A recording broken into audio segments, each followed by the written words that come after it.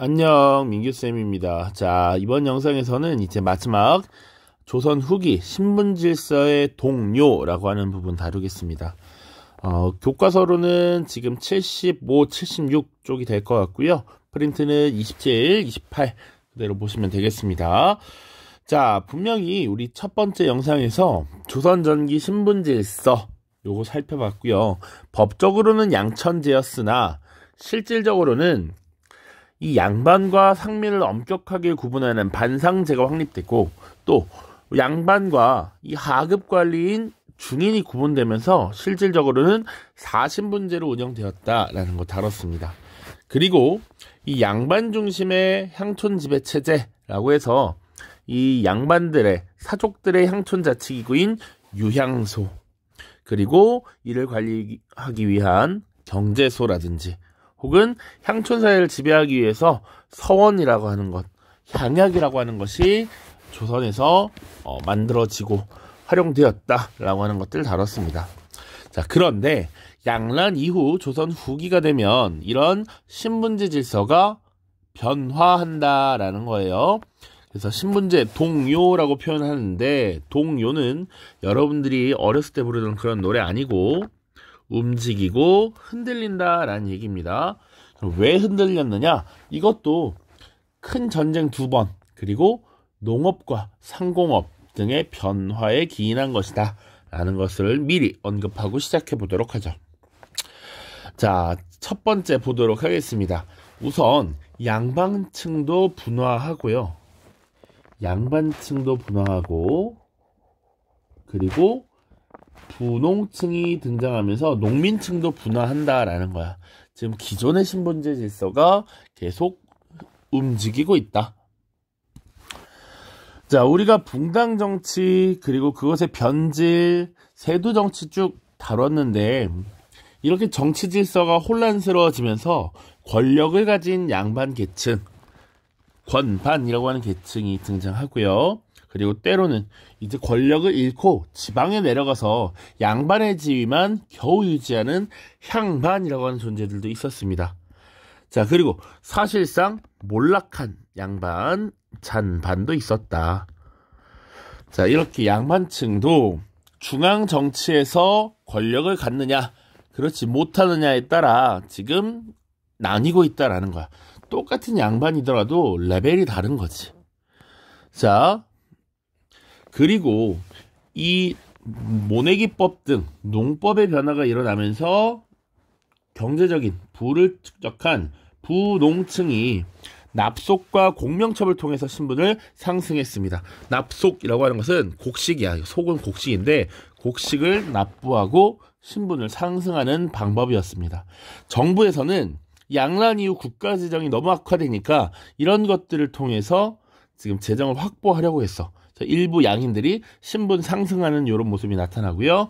납속의 대표적인 사례가 공명첩이라고 보면 되는데, 공명첩은 관직 임명장입니다. 관직 임명장인데 이름을 쓰는 란이 비어있다 라는 거야. 이름 쓰는 란이 비어있어. 그래서 누구누구를 그냥 이름칸 비어있고 누구누구를 어디 무슨 관직에 임명합니다. 그래서 이 공명첩을 사서 여기다가 자신의 이름만 채워 넣으면 되는 이런 형태로 팔았다라는 것이죠. 자, 그러다 보니까 지금 상민들이 양반이 되는 경우가 나타나 양반의 수가 늘어나고 있습니다. 혹은 양반의 족보를 사서 자기가 양반 행세를 하는 경우도 있었습니다. 아니면 아예 족보를 구매해. 주로 누구한테 구매하느냐? 이 몰락해서 경제적인 생활도 영위하기 어려운 잔반들로부터 족보를 구매하기도 해. 그러다 보니 양반의 수는 증가하고요. 양반이라고 하는 특권계층, 원래 소수였으니까 그 권위가 되게 사는 것인데 권위가 굉장히 실추됩니다. 그래서 드라마나 뭐 이렇게 보면 상대에게 이렇게 지적하거나 할 때 아니 이 양반아! 이렇게 하는 거, 그만큼 개나 소나 다 양반이었다는 거지. 양반이 그만큼 많아졌다는 거죠. 자, 그 말은 양반이 늘어났다는 것은 일반적으로 상민들도 줄어들었다라는 겁니다. 심지어 노비들도, 외거 노비들의 일부는 경제적 부를 축적해서 신분을 상승시키는 이런 모습이 나타나거든. 그래서 여기 오른쪽에 그래프 한번 보겠습니다. 요거는 지금 보시면 시기별로 양반과 상민, 노비의 비율이 어떻게 변화하는가를 보여주는 겁니다. 알겠죠? 자, 1729년 요 시기는 대략 영조 때야. 이제 영조 초기 때입니다. 그리고 시기가 지나면 영조 말기, 그리고 이 순조 1800년 된 순조 시기고요. 이것은 고종 때 흥선대원군 집권기야. 누가 집권했는지 몰라도 돼. 근데 시간이 지나면 지날수록 경량성을 보자 이거야. 양반의 수가 증가하고 있고요. 상민과 노비의 수가 감소하고 있죠. 얘네는 감소야, 감소. 그 배경 여기. 자, 양반층의 분화, 벌열 양반이라고 하는 것은 권반이라고 하는 것과 또 동일하게 생각하면 됩니다. 그리고 향반, 잔반 이렇게 있었다. 자, 상민은 서민층이 성장하면서 일부 부농층이 등장했고요. 상업 자본가들이 등장하고 수공업이 발달하면서 독립된 수공업자들도 나타나지. 노비들이 감소한 이유는 두 차례 전쟁 그 이후에도 치열하게 이제 공을 세워서 신분을 상승하는 경우가 많았다. 이 시기에는 그래도 끊임없이 왜구라든지 북방 지역에 소요가 있으면 이런 데서 군공을 세울 수 있었고요. 납속이라고 하는 거, 곡식을 내고 신분을 상승하는 합법적 방법이었습니다. 혹은 도망가거나 주인을 죽여버리거나 이런 경우도 있었고요. 노비가 너무 감소하자 순조라고 하는 때 1801년에 공노비 66,000명이 해방됩니다. 자, 다음 노비의 신분 상승도 봐야 됩니다. 우리 지금 같이 봤지? 군공, 납속, 도망 같은 게 있었다. 자, 그래서 노비수가 감소해. 노비수가 감소하는 모습이 나타나. 그럼에도 불구하고 지금 정부에서는 상민의 감소로 국가재정이 크게 악화되고 있어. 그러다 보니 국가재정을 확보하기 위한 방법으로서 무엇을 실시하느냐? 영조 때 노비종모법이라고 하는 제도를 실시합니다. 그래서 천민의 출신은 엄마 쪽을 따르는 거야. 어머니를 따라. 모계 계통을 따른다. 라는 것. 그 과거는 상민과 노비의 천민의 결혼은 그 둘 중에 부모 중 누가 천민이어도 자식은 그냥 천민이었어. 일천즉천해서 이제 상민과 노비 천민의 결혼은 엄마가 천민일 때만 그 자식을 천민으로 한다라는 거야. 엄마가 양인이면 그 자식은 양인이 된다라는 겁니다. 자, 그리고 공노비 해방. 이 조치는 왜? 어떻게? 무엇 때문에? 상민의 수를 늘리기 위하여. 상민 수를 늘려서 국가 재정을 확보하기 위함. 이다. 자, 그리고 또 변동이 있는데, 자, 서얼 계층이 있습니다. 우리 서얼은 기본적으로 중인에 해당한다. 양반의 첩자식이라고 했는데, 이 서얼들이 집단 상소 운동을 벌여서 우리에 대한 차별을 거두어 달라라고 요구를 합니다. 그래서 일부 받아들여져서 정조 때 규장각 검서관으로 등용되었다. 대표적인 인물 유득공, 박제가라는 인물이 있었다. 우리 뒤에 조선 후기 실학 파트에 들어가면, 그리고 우리 역사를 정리한 부분을 들어가면 이 인물들의 활약을 다시 정리를 할 겁니다. 자, 또 기술직 중인들도 우리들 차별하지 마시고 우리도 제대로 대우해 주십시오. 대규모로 소청 운동을 벌였으나 실패했다. 이런 얘기도 같이 보시면 되겠습니다. 지금 이렇게 흔들리고 있다. 그래서 잠시 우리 예전에 봤던 요 피라미드 형태가 어떻게 바뀌고 있다. 요런 형태로 바뀌고 있다라는 거지. 양반의 수가 크게 늘어나고 있다. 상민의 수가 줄어들고 국가 재정이 악화되고 있다. 요런 것들. 자, 그러면 향촌에 대한 지배는 어떻게 바뀌었느냐라는 거야. 자, 신향 세력이 등장하면서 향촌 사회의 지배권에 도전하기 시작했다라는 겁니다. 신향은 누구냐? 그러면 부를 축적한 부를 축적하여 새롭게 양반이 된 사람들이야. 양반으로 신분 상승한 사람들. 이들이 향촌사회에서 이제 새롭게 이 지배력을 행사하기 위한 세력으로 등장하게 된다. 이들 신향이라고 한다면, 그러면 기존의 향촌을 지배하던 사족들은 구향이라고 불렀겠죠. 그래서 구향과 신향의 대립인 향전이라고 하는 것이 발생합니다. 자, 여기서 향전은 전쟁 그 자체가 일어난 게 아니라 대립한 거야, 대립. 이것을 향전이라고 표현합니다. 그러다 보니 지금 구향과 신향이 향촌사회에서 지배권을 두고 지금 다툰단 말이야. 계속 서로 어떤 향약을 가지고도 다툴 수 있고요. 지역 정책에 따른 조언 이런 것들도 대립할 수 있습니다. 그 과정에서 중간에 이들의 힘싸우기, 힘겨루기를 보고 있는 것이 수령 그리고 향리란 말이야. 그러다 보니 수령과 향리의 권한이 오히려 강화되고 이들의 눈치를 볼 수밖에 없는 이런 모습이 나타나게 되더라. 또 애매한 것이 신향이 주도권을 확 잡거나 구향이 주도권을 확 잡는 이런 모습은 나타나지 못하고요.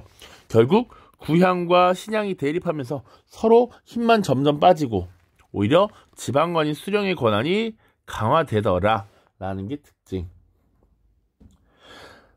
근데 나름 이 경제적인 이유로 더 많은 세금 걷기를 위해서 신향을 많이 지원하는 편입니다, 보통. 그러나 완벽하게 신향이 구향을 압도하거나 이러지는 못한다 라는 것. 자, 그러다 보니까 지금 향촌에선 양반의 권위가 약화돼요. 아니, 양반이 일단 너무 많아. 개나 소나 다 양반이야. 그러니까 양반의 권위 자체가 약화되니까 이것을 만회하기 위해서 일부 양반들이 동족 마을이라는 걸 형성합니다. 같은 성씨끼리 이렇게 마을을 형성하고요. 그리고 그 마을 안에서 자신들끼리 지켜야 할 약속, 규약을 만들어서 끊임없이 자신의 지위를 어떻게든 유지하기 위해서 노력을 한다라는 것이죠. 자, 아래쪽에 공명첩이 어떻게 생긴 건지 보여주고 있습니다. 자, 그리고 밑에는 돈을 받고 노비를 풀어준 문서. 그래서 송량 문서라고도 합니다. 양인으로 풀어줬다라는 겁니다. 자, 교과서 보고 마무리 짓죠. 자, 75, 76 보고 마무리 짓겠습니다. 자, 농민층의 분화와 신분 질서의 변화. 자, 상품화폐의 경제 발달은 양반 중심의 신분 질서에 영향을 주었고요. 양반층의 분화가 일어나서 일부 양반은 향촌에서 겨우 이세를 유지하는 향반이 되거나 농민과 별 차이 없는 잔반으로 몰락했다. 농민들도 일부는 광작으로 부농이 되었으나 다수의 농민들은 소작농, 임노동자, 영세 상인으로 몰락했습니다. 분홍들은 납속과 공명청 등을 통해서 합법적으로 신분 상승을 하거나 양반의 족보를 위조하여 양반으로 행세했습니다. 이들 중에서 지방에 내려간 사람들, 그들을 보통 신향이라고 하죠. 신향. 자, 양반이 된 뒤는 향 안에 이름을 올려서 군역과 부역을 면제받기도 하였다. 그러니까 이들이 지금 향촌 사회에서 나름 자신들이 이 사족으로서 역할을 수행하기 위해 노력한 것이죠. 이것을 신향이라고 합니다. 자, 그 다음 중인들도 신분 상승을 꾀해서 서얼들의 집단 상소 운동이 있었고요. 일부 규장과 검사관으로 임용되었습니다. 자, 기술직 중인들도 소청 운동을 벌였으나 실패했고요. 노비들은 양인으로 도망을 통해서 양인 행세하거나 군공, 납속책을 통해 신분 상승을 했습니다. 신분 질서의 변동으로 조선 후기에는 양반의 수가 크게 늘고 노비의 수는 줄었습니다. 영조 때 그래서 노비종모법을 실시했고 순조 때는 국가가 소유한 공노비를 해방하는 조치를 취했죠. 자, 오른쪽 농민의 계층 분화라고 하는 책 보시면, 사료 보시면 분농층은 직접 농사를 짓지 않고서도 향락을 누릴 수 있으며, 빈농층 중 어떤 농민은 지주의 농지를 빌려 경작함으로써 살아갈 수 있으며, 그들 가운데 어떤 자는 농지를 얻을 수 없으므로 임노동자가 되어 타인에게 고용됨으로써 생계를 유지한다. 분농, 빈농, 임노동자로 지금 농민층이 분화하고 있다라는 것이야. 자, 이 임노동자, 임금을 받고 일하는 노동자인데 타인에게 고용된다라고 하는 거, 주로 경영형 부농들에게 고용이 되거나, 이들은 직접 농사짓지 않으니까 남을 고용하잖아요. 혹은 이제 수공업이 발달하게 되죠. 수공업. 자, 수공업자에게 고용되어서 물건을 만드는데 활약을 할 수 있죠. 혹은 뭐 광업도 있고요. 자, 그 다음 향촌 지배 체제 변화. 자, 신향이 어떤 사람들인지 쭉 설명하고 있으니까 보시고요. 전통사적인 구향과 신향 사이에 향전이 일어났고 재정 위기를 해결하기 위해 신향을 지원했습니다. 그러나 구향이 약화됐지만 신향이 완전하게 향촌 사회를 장악하지 못하면서 오히려 수령의 권한이 강해졌고요. 사족의 이익을 대변했던 사족들의 총회, 향회는 도결이라는 것을 비롯해서 수령의 세금 부과를 자문하는 기구로 변했습니다. 도결이 먼저 오른쪽에 나와 있으니까 잠깐 보죠. 가호, 집집마다 혹은 양인 남성에게 부과하던 환곡과 군포 등의 부족분 및 지방 운영에 필요했던 경비를 토지에 부과하여 징수한 수치법이다. 자, 세금 부족분을 더 토지에다가 매겨서 걷도록 한 것이었다. 백성들에겐 또 다른 부담이었다. 이런 정도. 자, 밑에 공명첩을 왜 발행하였을까? 자, 국가 차원에서 재정이 부족해졌기 때문이야. 자, 그래서 임진왜란 때 군량을 모으기 위한 임시방편으로 발행했다. 이걸 받으면 호적에 기록되고 양반으로 행세할 수 있었다. 정부는 양난 이후에도 국가재정이 어렵거나 흉년을 얻어진 백성들을 돕기 위해 수시로 공명첩을 발행하였다. 라는 것이죠. 이것이 조선 후기 신분제동의 한 원인이 된 것입니다. 자료만 보고 마무리 짓죠. 모내기법은 우리 지난 영상에서 간단하게 언급했는데 자료는 보지 않았어요. 그래서 모내기법의 이점이야. 지금 노동력이 5분의 4나 절약이 된대. 주로 김매기법, 이 잡초를 제거하는 김매기에 소요되는 노동력이 크게 감소했다라는 것. 자, 그리고 여기는 보시면 모시밭, 생강밭, 고구마밭, 지황밭 수익이 10배에 이른다. 그만큼 돈이 되는 상품 작물을 재배하는 경향이 강해졌다라는 것.